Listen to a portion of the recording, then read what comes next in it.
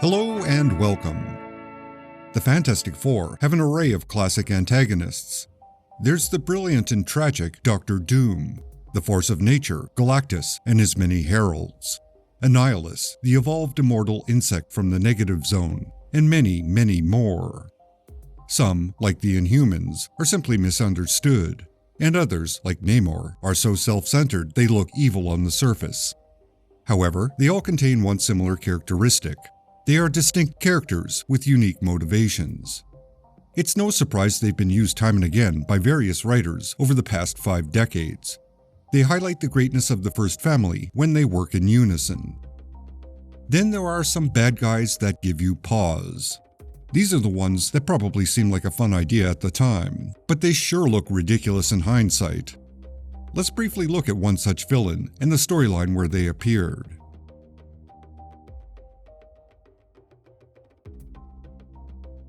The series of events that will lead to the most baffling Fantastic Four villain ever begins in issue 160. Alicia Masters, Ben Grimm's visually impaired partner, stumbles across a battle between Ben and Archon the Magnificent. You have to appreciate someone with enough of an ego to refer to themselves as the Magnificent. Although weirdly, he calls himself the Annihilator on the cover. So I suppose he's the Magnificent Annihilator, ? Perhaps Magnificent is his middle name, like Billy Bob or Mary Sue. Anyway, Alicia discovers that Ben isn't quite himself. He acts and speaks differently than the Ben she knows. However, before she learns who this Ben is, Archon and Ben disappear. Alicia heads to the Baxter Building to inform the Fantastic Four of what she's witnessed. Once there, she learns the entire team are perfectly fine, especially her beloved Ben. She relates her strange story to everyone and hands off a piece of cloth she tore off the fake Ben. The real Ben takes this cloth, then summons the teleporting Inhuman dog, Lockjaw, and tracks this fake Ben to another dimension. In this other dimension, Ben is attacked by a bunch of movie monster robots before coming face to face with an alternate version of himself and his wife, Sue, both of whom think he's Reed Richards. This case of mistaken identity is soon cleared up.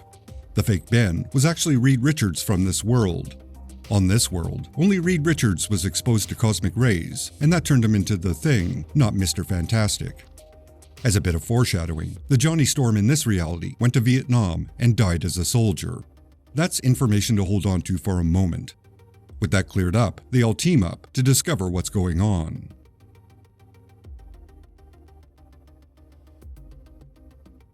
The issue opens on a scene where Reed Richards is testing himself.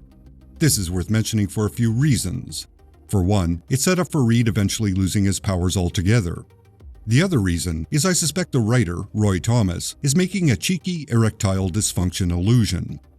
Reed's stretching powers are less potent, and he finds himself with a slight stiffness brought on by his older age. Sure, maybe I'm reading too much into that scene, but the choice of words seems rather intentional. Moving on. Johnny is having a bad day, and he decides to visit the 5th dimension, as one does, and hit on a woman he met when he was last there. He's immediately attacked by the citizens, even though he once saved this world.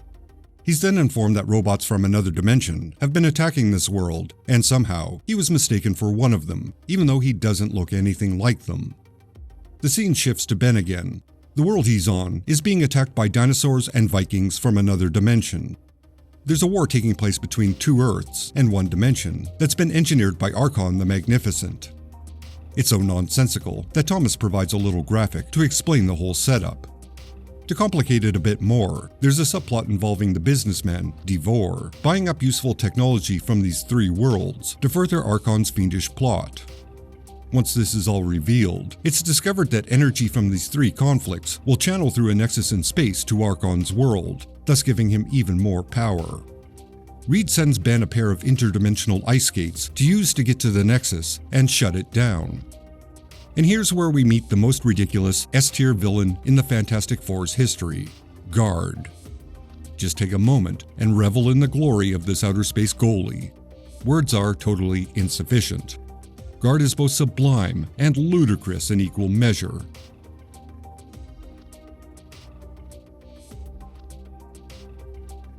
There's something wonderfully silly about an issue focused on Ben trying to get a puck-like object past an intergalactic goalie and into a Terran space.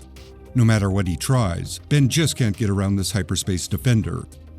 Meanwhile, the war on three worlds winds down, and Archon discovers he's not so magnificent.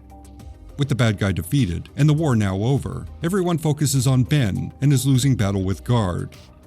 If you're wondering why the rest of the team don't join Ben and help out, it's because Archon placed some mojo on that area, which only allows for 2 people to occupy that space at any given time. It's a premise that's as ridiculous as Guard himself.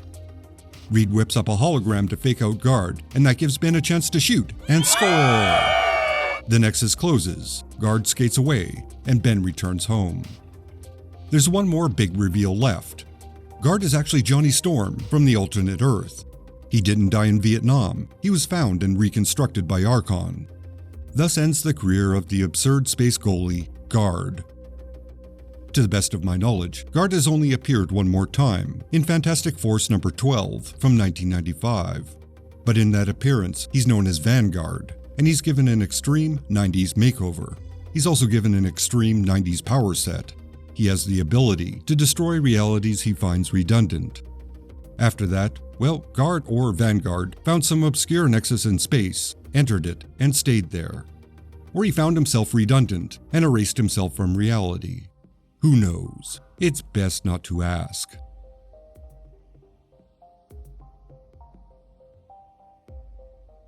The Impossible Man, the silly character from the planet Pop-Up, debuted in Fantastic Four number 11. It's an oddball issue, split into 2 parts. The first part was a day with the Fantastic Four. Basically, the team sat down and answered fan mail. Notably, this is the first appearance of the adorable mailman, Willie Lumpkin. The second story was the introduction of the Impossible Man. It's a silly filler story where the alien character causes a bunch of well-intentioned mayhem, like a toddler with superpowers. He's pretty harmless, but really annoying. In order to get rid of him, Reed tells everyone to ignore him and let him do whatever he's going to do. Since no one's paying attention to him, the Impossible Man gets bored and leaves the planet. It's not an extremely compelling story, but it's not bad. It's kind of cute. According to the writer, Roy Thomas, he was told by the publisher, Stan Lee, that after the issue was published, Marvel received an outpouring of angry fan mail from people who hated the character. It was so much hate that Lee shadow banned the character from being used again. True to his word, Lee didn't allow Thomas to use the character in the early 70s. However, by 1976, Thomas was the writer and editor of Fantastic Four, and he didn't need to run ideas past Lee. So, 164 issues after his debut, Impossible Man finally returned. For the next year or so, he hung around with the Fantastic Four, along with Tigra and Thundra, but he didn't do much other than watch TV.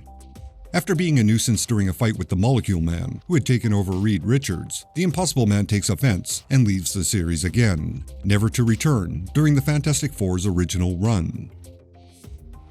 Thank you for watching. Thanks to all my fine supporters on Patreon and YouTube. Your ongoing support makes it possible for this channel to continue. I appreciate every single one of you. Please subscribe if you've not already. Leave a comment and a like. I try to keep ads and self-promotional bits like this to a minimum, so if you can, consider directly supporting this channel on Patreon.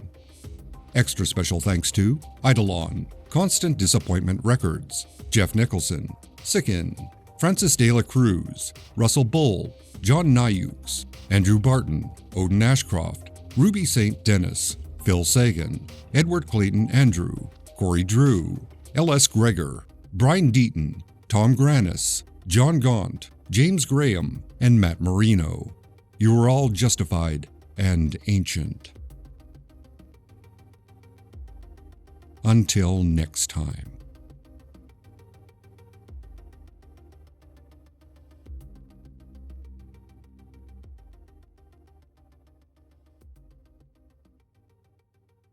I feel fantastic and magnificent.